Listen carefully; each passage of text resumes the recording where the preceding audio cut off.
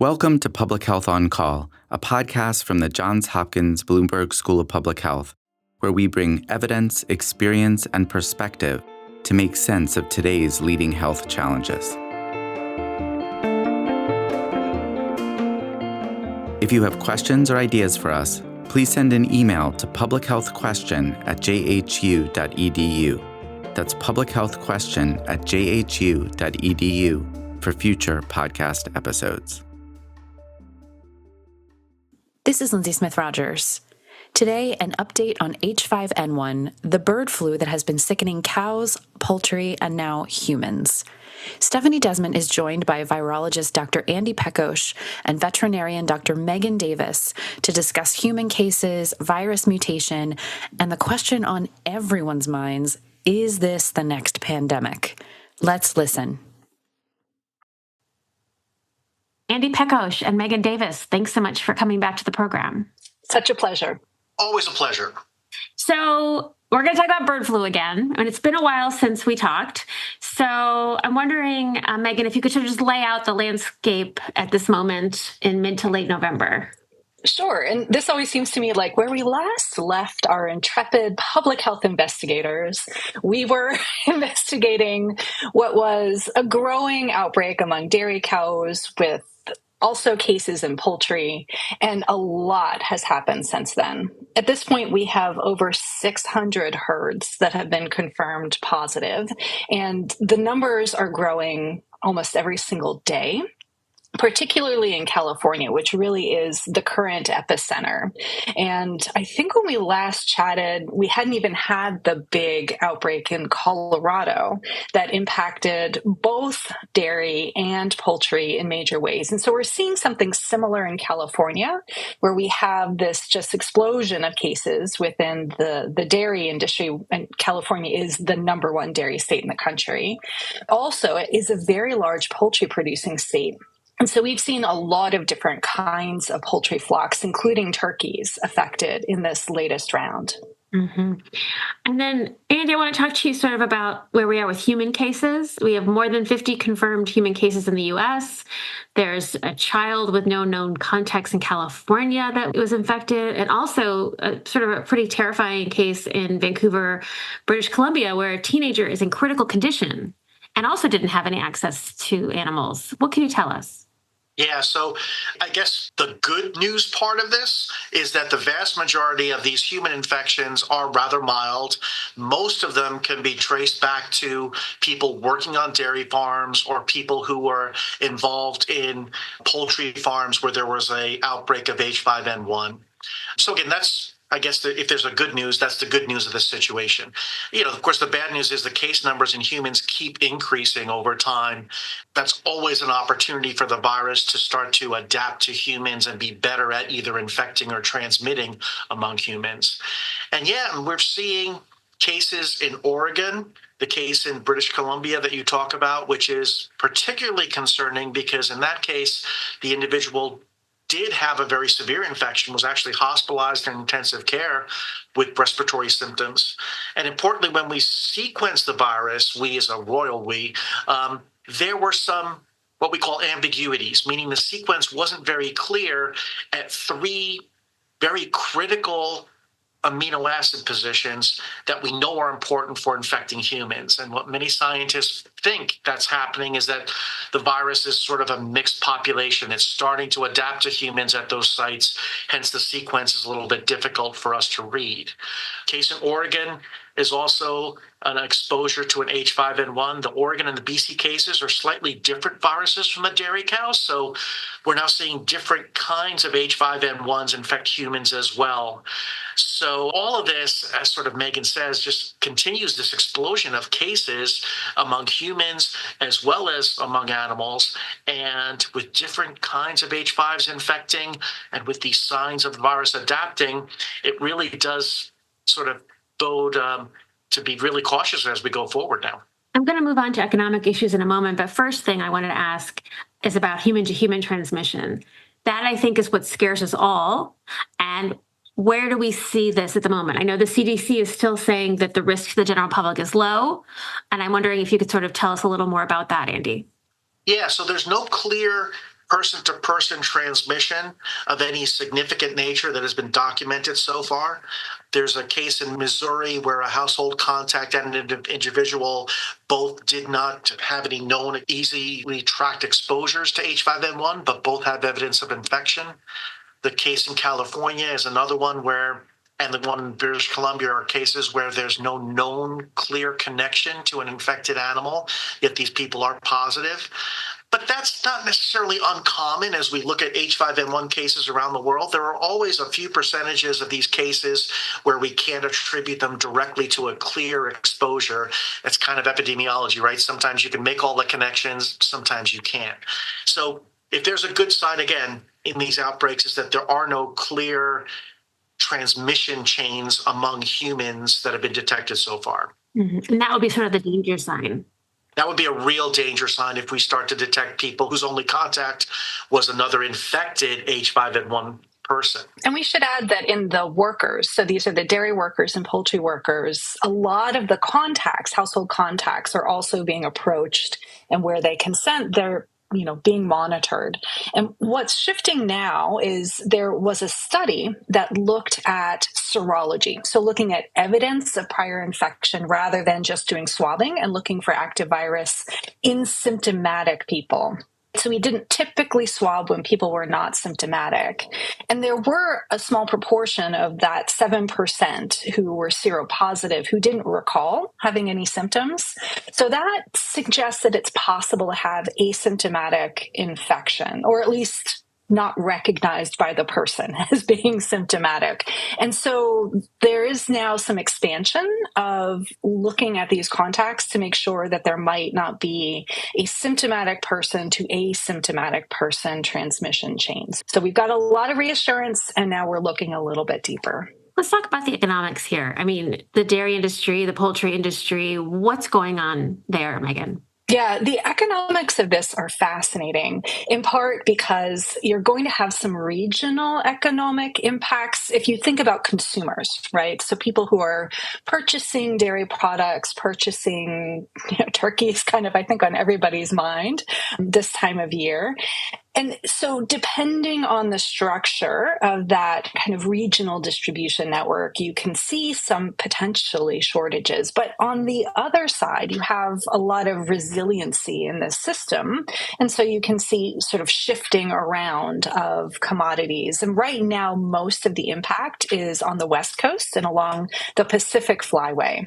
Now, for the farmers, that's a whole other issue, right? So with the poultry, and now with the dairy, there are indemnification programs.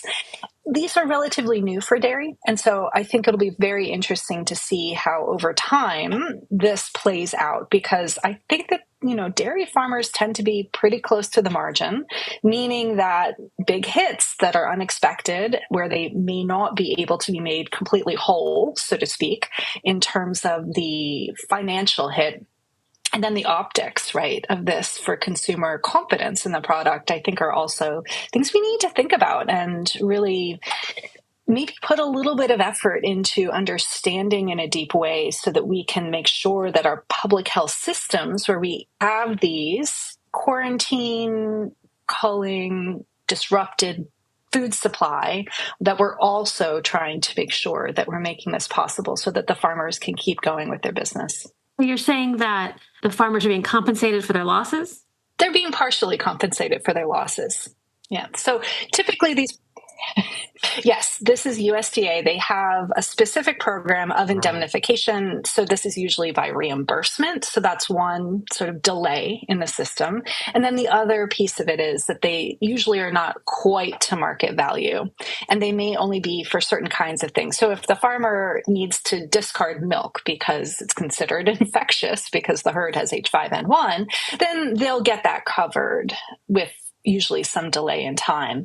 And if they have to cull cows because the cows are really hit hard by this particular virus, and we know that in California, we've seen a little more disease in the cows than we've seen elsewhere, which could be in part because some of it began during a heat wave in California. And so if you think about how you feel when you get sick and how important it is to drink fluids, imagine these cows, right, in the heat of California, having maybe worse disease outcomes as a result of dehydration.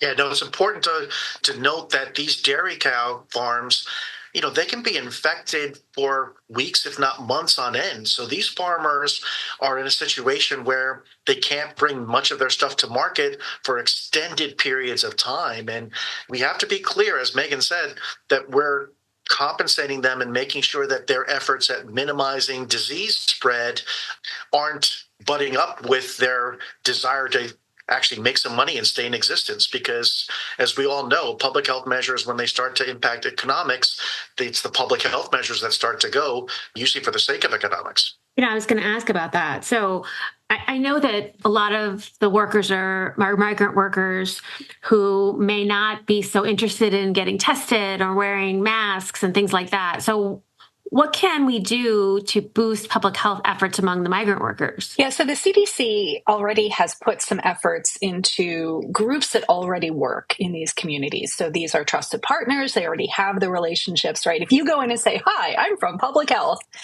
right, you may not be the most trusted authority, especially given that these communities may have different experiences with different agencies within the government, and not all of them may be really positive ones for them. So working through these existing groups is absolutely essential. And some of the goals of the CDC funding here is in part to try to increase vaccination rates among the workforce, specifically for seasonal flu. And that's to prevent someone from being co-infected with seasonal influenza and H5N1, which, we don't want the opportunity for this virus to encounter a virus that's well adapted to human transmission. Mm-hmm. Is there a vaccine for bird flu? Yes, there is. It is experimental. It hasn't gone through much of the clinical trials that are needed to distribute it in this kind of response. But the agency is called DARPA. They have a stockpile of this vaccine. They've gone so far as to put the vaccine into vials so that it can be easily distributed in case of emergency. And I know that NIH is planning to do some safety studies and some efficacy studies to make sure that these vaccines are actually working in humans. Because again, they've been set up experimentally. They've followed the regular flu vaccine protocol, but they need that final get it in the arms of some people and make sure that people are responding to that vaccine in the way that it's expected. And then I'll just say for the animals, there are vaccines. We've had globally vaccines available, although those aren't a great fit or match for this particular H5N1.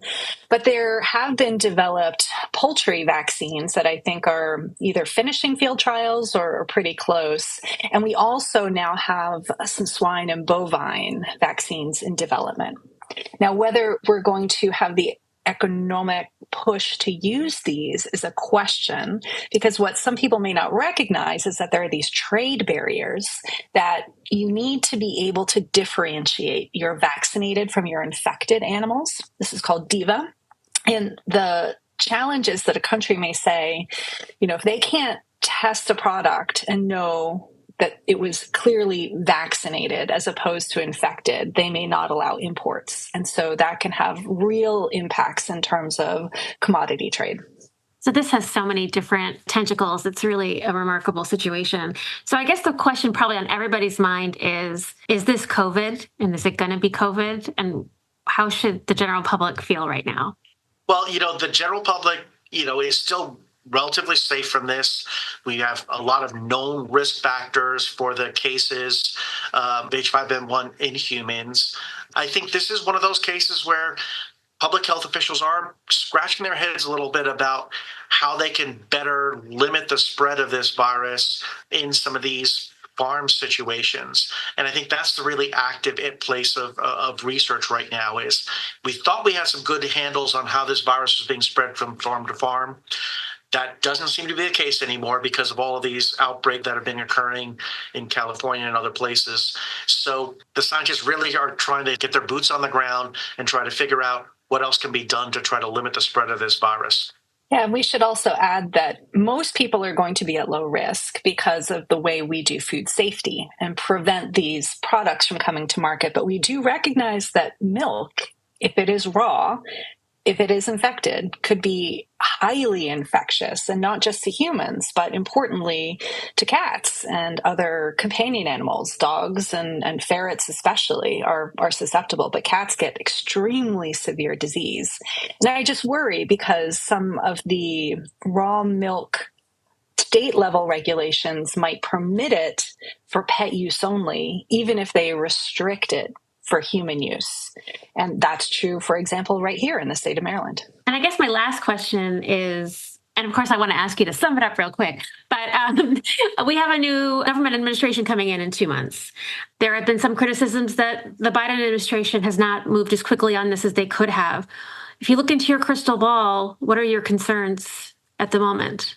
I think, from my perspective, lots of talks about cutting funding for science. Can't respond fast if you don't have the people and the resources to respond fast. One of the many lessons we learned from COVID response is when you've got a strong group of individuals who are ready to respond, you just have to give them the resources and they can respond very quickly to these situations. My worry is that we're going to get caught up in political maneuvering to reduce resources to those individuals, which is going to make us less prepared to respond. And I think it's going to put more on the states, right? So if you have a federal agency or agencies that may not be focusing as much on this issue, then what you're going to see is that responses are going to now vary from one state to the next. But what's important to recognize about infectious diseases that can cross state lines and cross national boundaries is that high-level coordination is absolutely essential. And so that's where I kind of have the most worry. And I also wonder, just because there's been some signaling around things like raw milk and things like, we'll say valuation of vaccination, that there could be maybe even just consumer-based changes that could put more people at risk. And that's something that I think we don't want to give this virus any more opportunities. Meghan Davis, Andy Pekosz, thanks again so much. Such a pleasure. Public Health on Call is a podcast from the Johns Hopkins Bloomberg School of Public Health, produced by Joshua Sharfstein, Lindsay Smith-Rogers, Stephanie Desmond, and Grace Fernandez-Ciceri. Audio production by J.B. Arbogast, Holly Cardinale, Spencer Greer, Matthew Martin, and Philip Porter, with support from Chip Hickey. Distribution by Nick Moran. Production management by Catherine Ricardo. Social media run by Grace Fernandez-Ciceri. Analytics by Eliza Rosen. If you have questions or ideas for us, please send us an email to publichealthquestion@jhu.edu. That's publichealthquestion@jhu.edu for future podcast episodes. Thank you for listening.